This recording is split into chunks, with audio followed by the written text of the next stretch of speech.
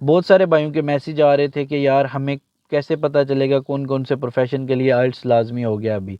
तो भाई अभी फ़िलहाल जो आइल्स मेरे ख्याल से और मेरे लायर के साथ जो मेरी बात हुई है, उन्होंने जो बताया मैं आपको वो बताने जा रहा हूँ, तो वीडियो को लाजमी देखें। अस्सलाम वालेकुम, उम्मीद करता हूँ आप सब खैर खैरियत से होंगे।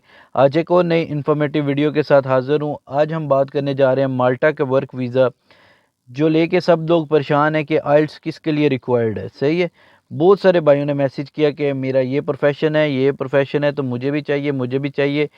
तो मैं अभी कुछ आपको ये 100% नहीं बता रहा, लेकिन कुछ ऐसे प्रोफेशन बताऊंगा जिनके लिए मैंडेटरी हो जाएगा। अभी तक नहीं हुआ लेकिन हो जाएगा, और फ्यूचर में किन किन के लिए होगा वो भी थोड़ा सा आपको गाइड करूंगा, लेकिन वो हम आगे जाके बात करेंगे जब ये स्टार्ट हो जाएगा।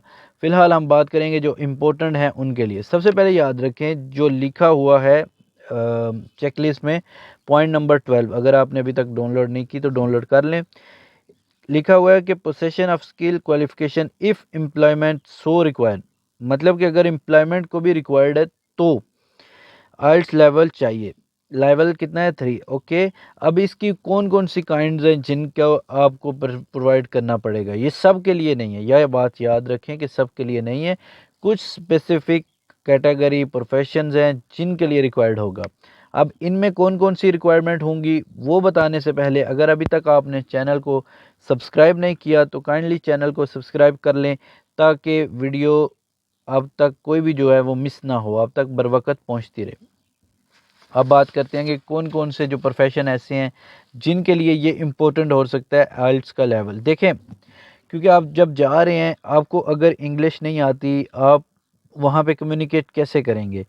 यहाँ पहले जो चल रहा था माल्टा बहुत ही इजी था, कुछ भी नहीं था, स्ट्रिक्ट नहीं था, इतना इजीली सारे काम हो जाते। लेकिन इस इसी को देखते हुए उन्होंने, क्योंकि कम्युनिकेशन की गैप की वजह से उन्होंने ये एक रिक्वायरमेंट डाल दी है। अब देखिए, सबसे पहले तो ये होगा मेडिकल, जो मेडिसिन के रिलेटेड होते हैं, हॉस्पिटल के रिलेटेड होंगे स्टाफ, उनके लिए बहुत इंपॉर्टेंट होगा, क्योंकि वहाँ पे जितने लोकल्स हैं वो सारे इंग्लिश नहीं जानते। बहुत सारे समझते हैं, बहुत सारे नहीं समझते। तो फर्स्ट ऑफ ऑल जो पैरामेडिकल स्टाफ होगा, जिनमें कुछ फार्मासिस्ट होंगे, डॉक्टर होंगे, नर्सिंग होंगी, पेशेंट केयर रिलेटेड होंगे, कम्युनिकेशन विद पेशेंट के जो रिलेटेड जो होंगे, सबसे पहले तो इनके लिए रिक्वायर्ड होगा। ये एक हो गया।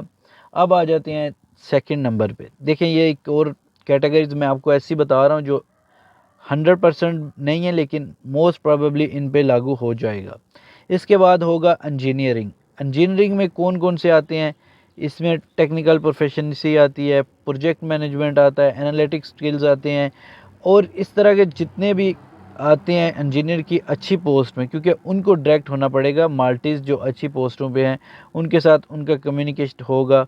तो अगर उनका कम्युनिकेशन होगा तो सारा काम चल पाएगा। तो कंपनीज़ और जो माल्टाज डेंटी माल्टा है उनको रिक्वायर्ड है अभी कि इनका लेवल 3 इंग्लिश हो, ताकि इनके अंदर मिसअंडरस्टैंडिंग ना हो, क्योंकि ये इंपॉर्टेंट चीज़ें मैं आपको जो बता रहा हूँ ये बहुत इंपॉर्टेंट है। तो इनके लिए आइल्स लाजमी होगा। अब बात करते हैं इसके बाद कौन सा होगा। इसके बाद होगा आईटी, आईटी इंफॉर्मेशन टेक्नोलॉजी। अब इसमें कौन कौन से आ जाते हैं? इसमें प्रोग्राम लैंग्वेज आ जाती हैं, साइबर सिक्योरिटी आ जाती है, नेटवर्क मैनेजमेंट आ जाती है, इस तरह के और जितने प्रोफेशन होंगे इन पे होगा। फ़िलहाल जो लो लेवल के हैं उन पे अभी तक नहीं चला, जैसे कुछ हॉस्पिटलिटी के हो गए, मतलब क्लीनर हो गया, ये वो हो गया, अभी नहीं हुआ लेकिन मुझ फ्यूचर में हो जाएगा। वो ऑलरेडी न्यूज़ आ चुकी है। मिनिस्ट्री ऑफ इंटीरियर जो कि माल्टा का है, उसने भी एक दो न्यूज़ में अपना बयान दिया था, वो भी शुरू हो जाएगा बहुत जल्द। फ़िलहाल जो हुआ है उसका बता रहा हूँ। इसके अलावा जो टीचर्स एज ए टीचर जाते हैं यूरोप में या माल्टा में, उनके लिए भी लाजमी हो जाएगा।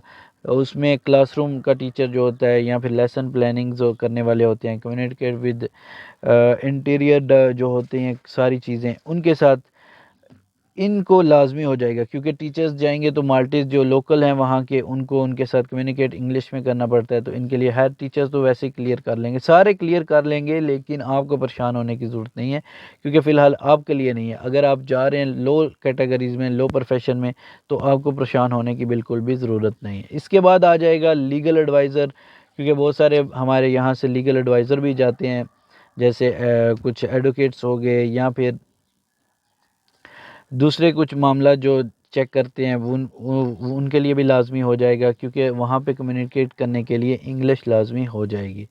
क्योंकि अगर ये क्लियर नहीं कर पाते तो फिर वहाँ जाके मिसअंडरस्टैंडिंग होती है, जिसकी वजह से बहुत सारी मिस्टेक्स हो जाती हैं। इसके अलावा नर्सिंग हो गया, एग्रीकल्चर के रिलेटेड भी कुछ जो बहुत बड़े प्रोजेक्ट होते हैं उनके रिलेटेड भी होगा। इसके बाद आर्किटेक्चर जैसे प्रोफेशन है इनमें भी हो जाएगा।